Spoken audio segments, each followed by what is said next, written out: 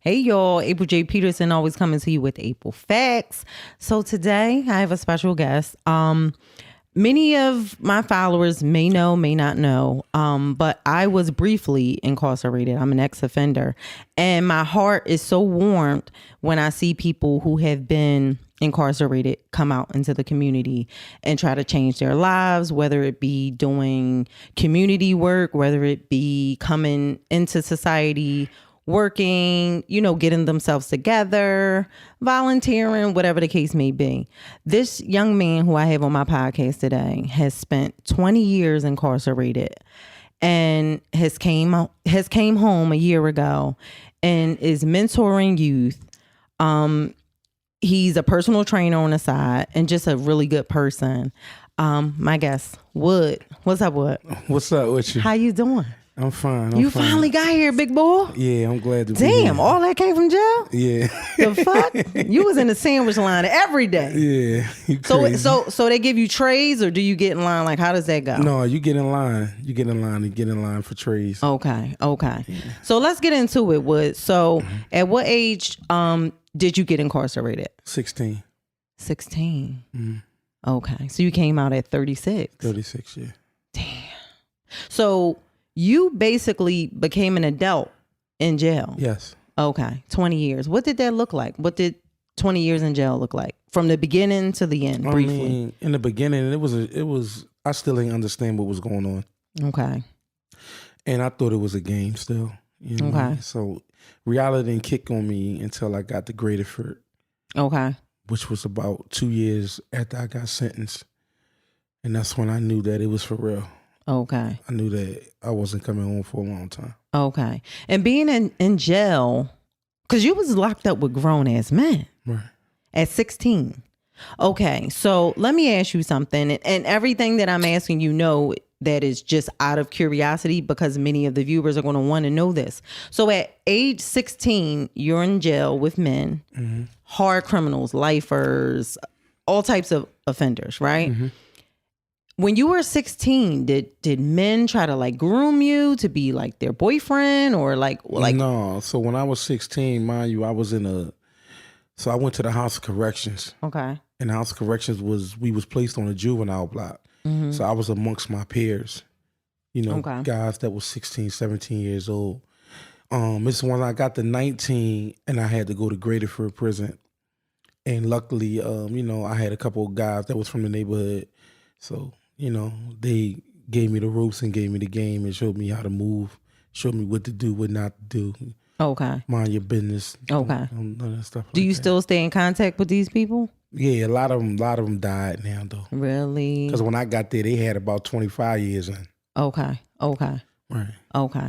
My next question is, so being in prison, seeing all types of things, and for me, like an all male prison, I hear all types of stories, like men being raped and men being gay for the stay, like being a homosexual while they're in prison and then coming home to their wives. Was that something that you ever witnessed while all the time. You were in there? All the okay. time. Could you describe what that looks like? They call them jailhouse boyfriends. And, you watch dudes and they get quote unquote married. What? Yeah, so, You have like a ceremony in jail? I mean, if that's what you want to call it. But yeah, Okay. a lot of times, a lot of them dudes, they live double lives. Okay. They live double lives. So, I mean, they could still have females coming up there to see them and go right back to the block and lay in the bed with another man. Okay. But a woman would never know. But a person like me, I expose it when I'm on the visiting floor. Okay. Yeah. So being incarcerated for 20 years, that's 2 decades of your life, right? Right. In a cage, in a sense, right? How was your mental health? Because that's what I'm the most concerned about. Where as of right now? Yeah. I still battle depression. Okay. I cry more. I never cried one time in jail. Really? I cried more times on the street than I cried in jail. Wow. I mean, so yeah, the mental health is real, and that's what is in jail. You have to go insane to stay sane. So it's almost like you have to create this like psychotic mindset so you won't take in what's really going on around you. What's really going on? Because if you That's go deep. in and thinking that you're a sane person, you're going to be on medication and all types of stuff like that. So you got to put yourself into a crazy mindset to be able to survive in that concrete jungle they call jail. Okay. Damn, I got to pull my vape out. Was talking to you. This sound like a session at my job. The fuck? Whew, this is a heavy one. On my podcast, I'm always like, but like with you, like this is a serious thing. And I feel like in society, we don't get to talk to men such as yourself, who's, been incarcerated that long. And the other thing is too, and you can agree with me or not, or just give me some insight on it. For someone coming out of prison, right? Yes. How are you seen by the world, and how do you see the world? I'm still trying to adjust to the world. I still don't know a lot of stuff that's going on, and it's a lot of people that's rooting for me. Okay, I'm one of them. Right, thank you. And there's a lot of people that still had their doubts.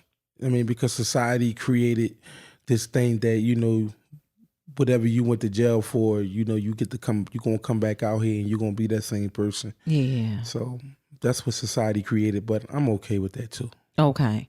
So you do know I'm a social worker outside of what I do. And I try not to advertise it too much in this world, but it is what it is. I'm qualified to say what I'm about to say.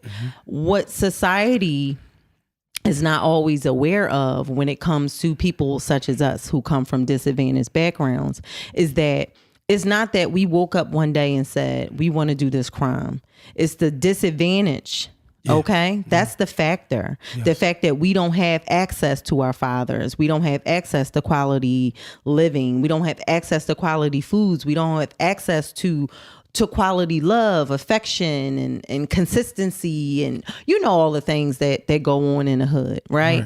And you going to prison is the outcome of the environment. Yes. You understand what I'm saying? So, yes. And then when you return to society, you have these barriers set. When you already done did your time, I did 20 years. Yes. Majority of my life is gone. Right. Let me get this job.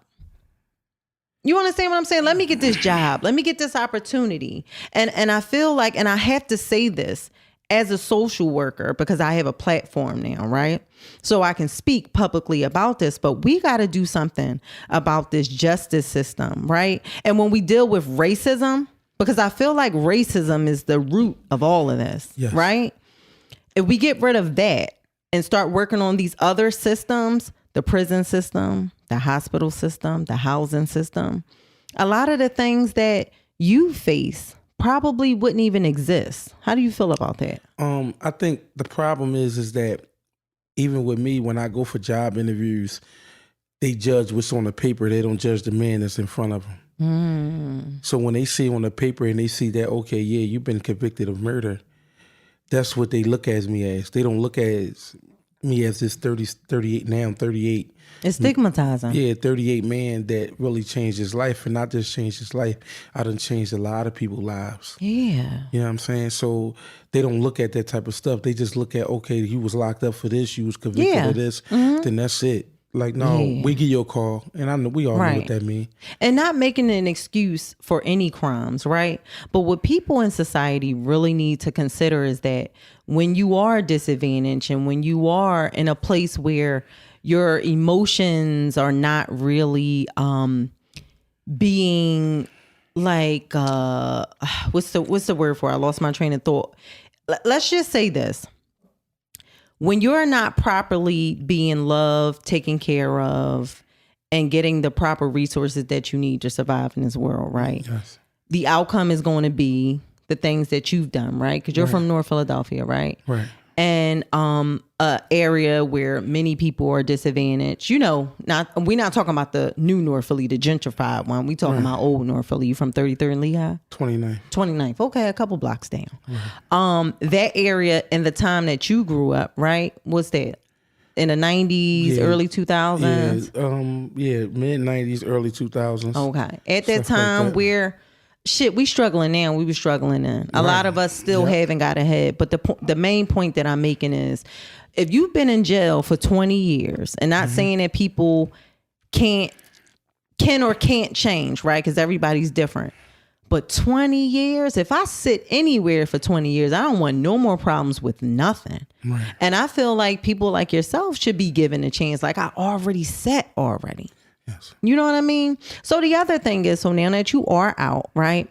You're mentoring the youth. You do security, you do private security and all of that. I'm so happy for you. But how is like trying to date being someone who's been away for 20 years? Like when you came home, I know you wanted some butt, like it's vagina. Vagina. Don't say butt.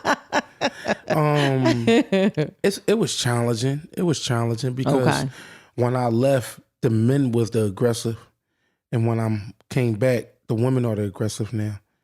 Oh, so, okay. You know, back then you had to persuade or talk a little game to really basically get into a woman, you know, get into, you know, her panties and whatever the case may be. Now it's the women is like, what's up with you? Like, you know what I mean? Like, I'm trying to fuck. What's up?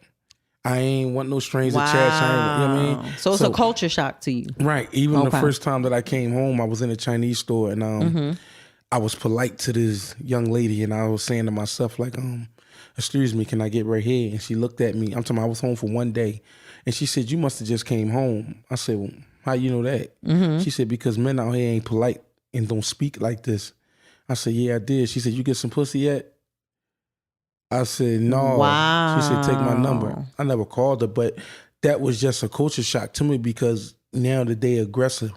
So it took a long time for me to basically like adjust to that type of stuff like that. Okay. So like I said earlier, when you are disadvantaged, there's a certain outcome that's going to happen. Like, so you mentioned the women. So early on, I said women being fatherless, you know, children, people being fatherless in our communities where we come from. So speaking from a woman, because I've been told that I'm aggressive or I'm straightforward and all of that, but I was someone who father was incarcerated majority of their lives.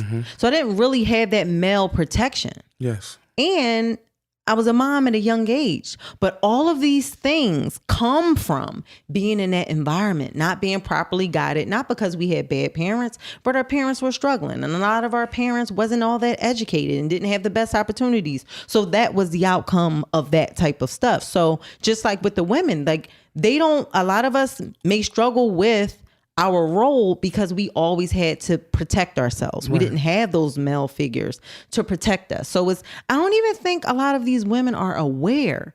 It's just in them. It's ingrained in them because of the circumstances. You know what I mean? I mean, me growing up without my dad, me only seeing my dad 2 times in my whole life. Me with my mom being heavy in her addiction. Okay. Me being homeless, sleeping in the love park, sleeping on trains, sleeping in abandoned houses. The same water that I gotta heat up with the kerosene and eat out of, I got to wash up in to go to school the next day. Me having 2 outfits for the whole week. Me not having a bathroom to go in. I have to go to the bathroom in a bucket and don't got nowhere to put it and got to throw it all in the backyard. All of this stuff right here, me being told that I'd never be able to walk because I was born with club feet.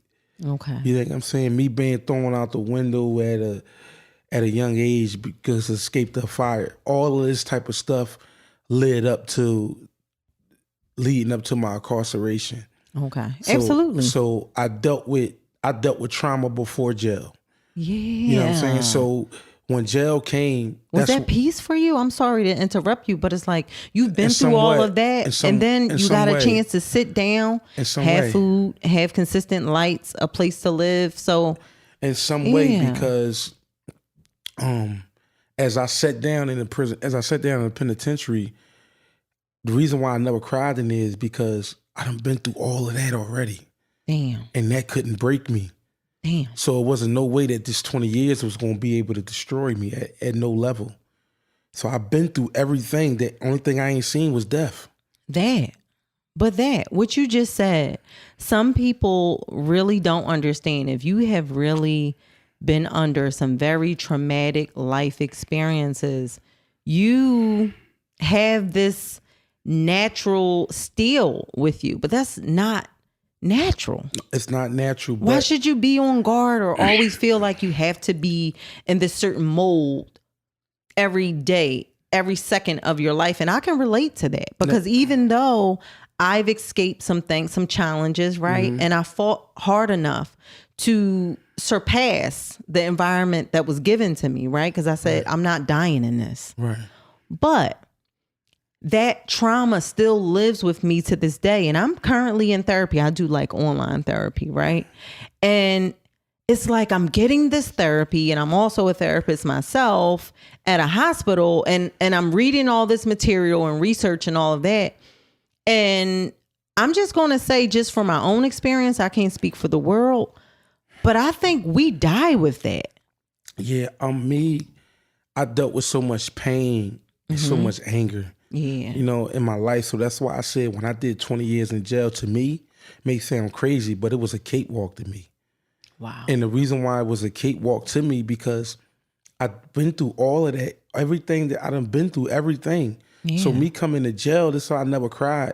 So I made a promise to an older guy in there that was dying. And I said, when I get out of jail, I'm going to do everything in my power. Everything that you poured into me, I'm going to pour into these kids out here. I love it. You know what I'm saying? And that's what I'm doing. And I'm willing to die about that.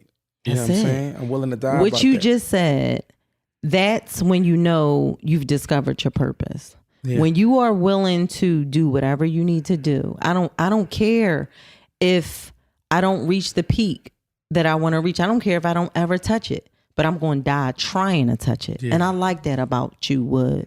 Right. And I'm going to say Woods because you know I'm the only one that put the S at the end of your name. Philly chicks always fucking words up, right? Yeah, you know, but I love the fact that you are a fighter, right?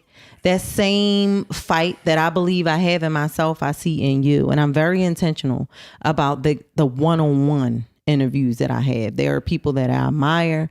There are people that inspire me. And I want you to come back. Okay. Yes. So we running out of time, but I want to have possibly, let's talk about it after the podcast, but I want to have maybe a female and a male, like a younger, like a youth, and then have you be like a co-host or something. And you can like coach them about things like people that has, you know, are currently in the circumstances that we're trying to escape. Okay. How you feel about that? No problem. Anything for you. I'll be there. Anything? Yeah, I'll be there. You already said anything. The fuck? Thank you so much, Woods. Okay. No, and I'm going to say one thing, y'all. People make mistakes. Okay.